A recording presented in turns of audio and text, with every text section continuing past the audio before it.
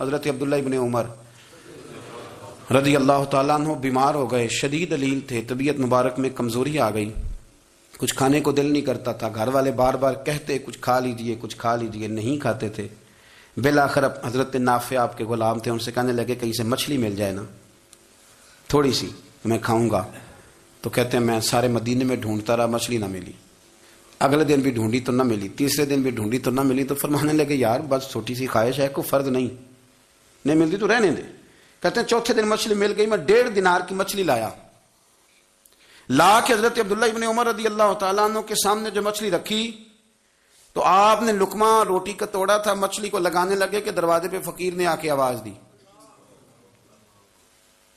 کچھ کھانے کو دو۔ تو حضرت عبداللہ ابن عمر نے روک لیا اور ہنسے۔ کئی دفعہ دے ہم بھی دیتے ہیں پر ہمارا چہرہ دیکھنے والا ہوتا ہے، اتنے ہم غصے میں ہوتے ہیں، دے دیتے ہیں، لیکن جو سلوٹیں ہوتی ہیں نا چہرے والی وہ گنی نہیں جاتی۔ ہنسے، فرمایا دیکھو میرا اللہ کتنا کریم ہے، وہ مجھے بچانا چاہتا ہے، اٹھا بار دیا جا کے۔ تو خادم اب حکم کا پابند تھا، وہ لیت اللہ تو کر نہیں سکتا تھا، وہ گیا اور جا کے دے آیا۔ فقیر جب سارے محلے سے آٹا اکٹھا کر لیتے ہیں تو پھر ایک جگہ جا کے بیچتے بھی ہیں۔ دے آیا، وہ 2 گلیاں آگے گزرا تو میں پیچھے دوڑا گیا، میں نے کہا سچ بتا کھانی ہے کہ بیچنی ہے؟ وہ کہنے لگا جو بھی سبب لگ جائے کر جاؤں گا، آپ نے دے جو دی ہے۔ تو کہتے ہیں میں نے اس سے کہا کہ یہ 1.5 دینار کی میں نے خریدی تھی، اگر تو 2 دینار کی مجھے بیچ دے تو آج کل مچھلی مدینے میں مل نہیں رہی تو میں اپنے آقا کو دے دوں گا، وہ یہی کھائیں گے، بیمار ہیں۔ تو کہنے لگا جی بسم اللہ، مجھے کیا اعتراض ہے، 2 دینار مل رہے ہیں، 1.5 کی مچھلی، اور 1.5 کی بھی کسی نے نہیں خریدنی تھی، اب تو پک گئی۔ فرماتے میں نے 2 دینار اس کو تھمائے، وہ مچھلی اس سے خریدی اور خرید کر کے میں لایا، لا کے حضرت عبداللہ ابن عمر کے سامنے دوبارہ رکھی۔ تو فرمایا یہ کیسے آ گئی؟ میں نے کہا حضور 1.5 کی خریدی تھی اور پھر فقیر کو دے دی، اب اسی سے میں 2 دینار کی خرید کے لایا ہوں، آپ قبول فرمائیں۔ تو فرمانے لگے تم نے اچھا نہیں کیا، اب اس طرح کرو 2 دینار بھی اسے دے اور مچھلی بھی واپس دے آؤ۔ عرض کی حضور کیوں؟ فرمایا تم نے قرآن نہیں پڑھا؟ حضور پڑھا ہے۔ فرمایا رب فرماتا ہے لن تنالوا البر حتی تنفقوا مما تحبون، تم بھلائی کو اس وقت پہنچو گے جب اپنی پیاری چیز راہ خدا میں خرچ کرو گے۔ امام غزالی نے لکھا ہے، فرمانے لگے دیا تو وہ حضرت نافع کہتے ہیں میں دینے گیا، دے کے واپس آیا تو کچھ پریشان تھا کیونکہ مجھے بھی 4 دن ہو گئے تھے نا تلاش کرتے، تھوڑی تھوڑی طبیعت میں مایوسی تھی، کتنی محنت سے میں نے لایا اور آپ نے واپس کر دی۔ تو حضرت عبداللہ ابن عمر نے مجھے قریب بٹھایا، پھر مجھے تھپکی دی، فرمانے لگے پتر میں نے ویسے بھی کبھی جھوٹ نہیں بولا اور آج کل تو میں ویسے ہی بیمار ہوں، ٹائم ہی نہیں، وقت ہی نہیں، موقع ہی نہیں جھوٹ بولنے کا، میں تجھے سچ بتاؤں مجھے مچھلی کھا کے اتنا سکون نہیں ہونا تھا جتنی اللہ کے راستے میں خیرات کھا کے مجھے سکون ہوا۔ تو تجھے تو میری راحت سے غرض ہے نا کہ مجھے راحت کیسے ہوتی ہے، تو مجھے سکون ملا ہے راہ خدا میں دے، میں نفسانی خواہش پوری کر لیتا تو یہ میرا نفس کل پھر مجھ سے مچھلی مانگتا، پرسوں کہتا نہیں چھوٹے گوشت کی یخنی بھی چاہیے۔ ہم لوگ الجھ گئے ہیں، بہت بڑے قیدی ہیں اپنے آپ کے، بڑے قیدی ہیں، سارا دن اپنی خواہشات کی تکمیل میں بھاگے رہتے ہیں، بڑے بڑے سونے نوجوان، میں ان پہ تنقید نہیں کرتا، مجھے ان پہ ترس آتا ہے۔ جب میں رات کے اندھیروں میں انہیں ٹیلی فون لے کے چوکوں میں کھڑے دیکھتا ہوں تو مجھے رحم آتا ہے، میں کہتا ہوں دیکھو نفس کی خواہش کے پیچھے یہ کیا مثلاً آخر کیا ہے اس میں، ایک عورت کے پیچھے تباہ کر لیا اپنے آپ کو، یعنی زیادہ سے یہ کوئی مقصود ہے، یہ کوئی مقصد حیات ہے جس کو مقصد بنا لیا ہے؟ میرے عزیز بات کو سمجھ لیں، اتنا خوبصورت آدمی ہے اور اتنا اس کا اونچا قد کاٹ ہے اور کیا کس کے پیچھے یہ بھاگا ہوا ہے، بڑا سمجھدار دانشور عقل مند آدمی، ذی روح بندہ، لیکن اس کا سٹیٹس آپ یہ ملاحظہ کریں کہ وہ 20-40 ہزار کی خاطر جھوٹ بولتا ہے، دھوکہ دیتا ہے، فریب اور فراڈ کرتا ہے۔ ہم اپنی نفسانی خواہشات کے پیچھے اس طرح بھاگتے ہیں کہ ہم اصل سے رہ جاتے ہیں۔ میری باتوں کی سمجھ آ رہی ہے آپ حضرات؟ تھوڑا تھوڑا کر کے ایک ایک کر کے ان کی باتیں کم مانیں۔ وہ ضروری تو نہیں نا کہ سویرے ناشتہ بازار سے اپنی مرضی کا تگڑا کیا ہے، بازار سے لا کے پوڑیاں چنے بہترین کھائے، اور پوڑیاں چنے ابھی کھائے نہیں، شاپر میں ڈالے ہوئے ہیں، اور وہ لے کے ابھی آ رہا ہے تو ساتھ ہی رستے سے گوشت بھی چھوٹا اچھا لگا تو 2 کلو وہ بھی لے آئے کہ پوڑیاں چنے کھاؤں گا اور دوپہر کے لیے گوشت پکاؤں گا۔ وہ پہلے یہ تو کھا لے صاحب، اس سے تو نجات پا لے، یہ پتہ نہیں ہضم ہوتا ہے کہ کچھ اور کرتا ہے تیرے ساتھ، لیکن وہ گوشت بھی ساتھ لے آیا، یعنی ٹیبل پہ ناشتے کے ٹیبل پہ بیٹھ کے فیصلہ ہو رہا ہوتا ہے کہ ہم نے کیا کھانا ہے، ہم نے کدھر جانا ہے۔ سنگیو یاد رکھو، باتوں کو سمجھو اور غور کرو، یہ تھوڑا تھوڑا کر کے جب ہم چھٹکارا حاصل کرنے کی کوشش کریں گے نا، چھٹکارا حاصل کرنے کی، کئی جگہ سے کسی جگہ سے اگر آپ کو تنبیہ ہوتی ہے نا، تنبیہ، اس میں بھی بڑا مزہ آتا ہے، اس میں بڑا. ہمارے ایک بزرگ تھے، تو ایک دن نا میں گیا تو کہنے لگے الحمدللہ آج میں بڑے سکون میں ہوں. میں نے کہا جی وہ کیا ہوا؟ کہنے لگے میں اپنے آپ کو بڑا پیر صاحب سمجھنے لگ گیا تھا. تو ایک وابڈا کے کسی آدمی سے کام تھا، تو میرے ایک دوست نے مجھے کہا کہ پیر صاحب اس کو ٹیلی فون کر دیں، سنا ہے آپ کا عقیدت مند ہے. میں نے اس بندے کو ٹیلی فون کیا تو کہتا پیر صاحب میں عزت آپ کی بڑی کرتا ہوں پر یہ کام نہیں ہو سکتا. کہتے جب اس نے مجھے کہا نا تو کچھ بھی نہیں، تو مجھے بڑا مزہ آیا ہے، ورنہ میرا تو نفس پھول گیا تھا. میں تو سمجھتا تھا کہ جو میں کہتا ہوں ویسے ہی ہو جاتا ہے. کہتے اس نے تھوڑا سا نا مجھے لیول میں کیا ہے، مجھے مزہ آیا. یہ لوگ نا اپنے اوپر بوجھ ڈالتے تھے، یہ تھوڑا تھوڑا پیچھے ہٹتے تھے، یہ سمجھتے تھے کہ اس طرح تو ہماری تکمیل رہ جائے گی. صبح سے شام تک اگر اسی نفس کی باتیں مانتے جائیں گے تو خرابی کرے گا. دولت کا نشہ ہے بھائی، دولت کٹھی کرنے والا کسی جگہ سیر نہیں ہوتا. حسن کا نشہ ہے، حسن کا نشہ ہے. حضرت ابوبکر شبلی رحمۃ اللہ علیہ فرمایا کرتے تھے جو تیری بیٹی کو خوبصورت سمجھ کے اس کے ساتھ نکاح کرنا چاہے اسے بیٹی نہ دینا. حضرت جی کیوں؟ فرمایا حسن تو تھوڑے دن کے بعد ختم ہو جائے گا، پھر وہ اس کی قدر نہیں کرے گا، وہ تو کہیں اور منہ مارتا پھرے گا.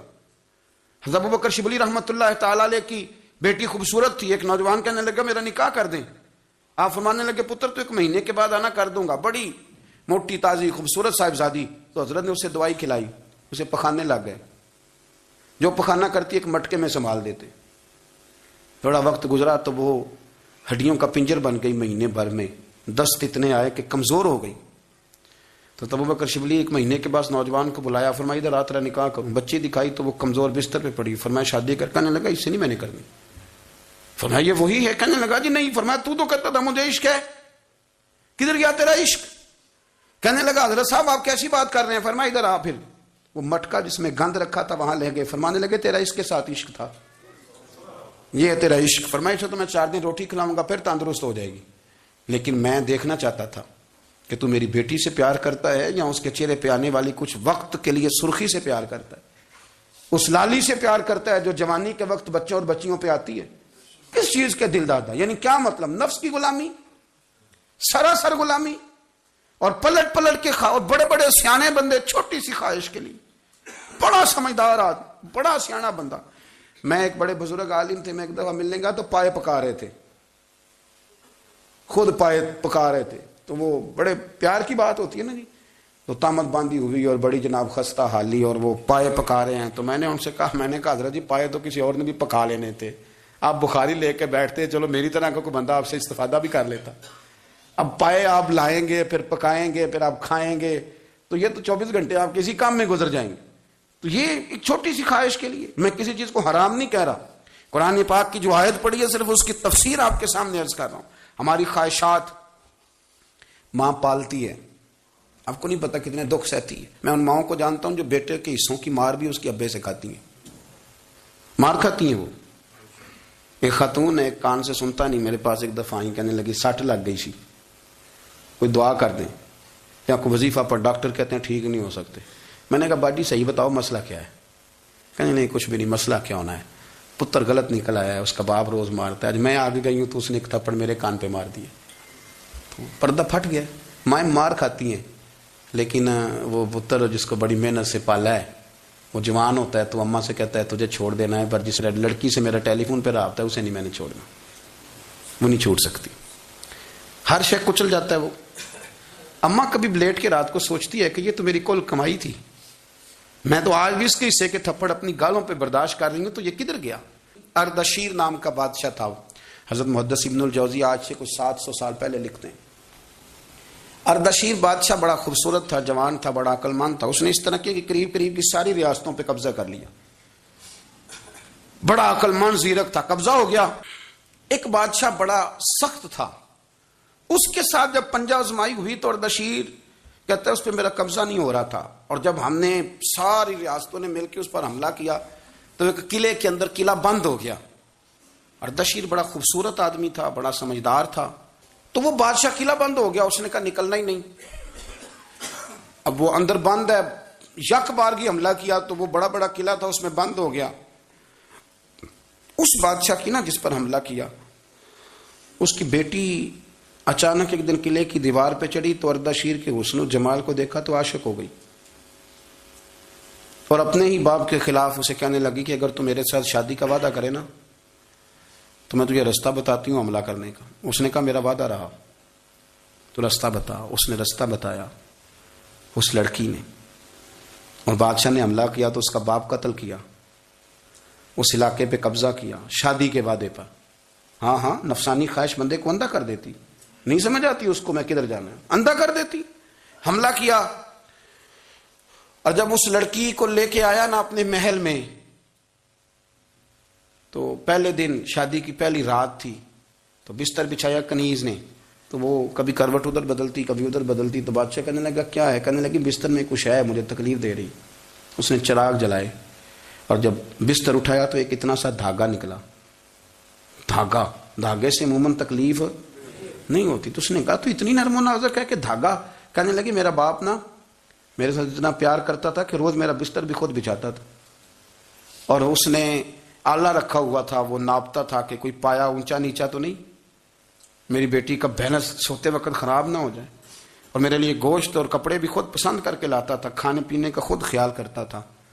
اردشیر کہنے لگا اچھا وہ اتنا پیار کرتا تھا، اور پھر تو نے اس کے ساتھ کیا کیا؟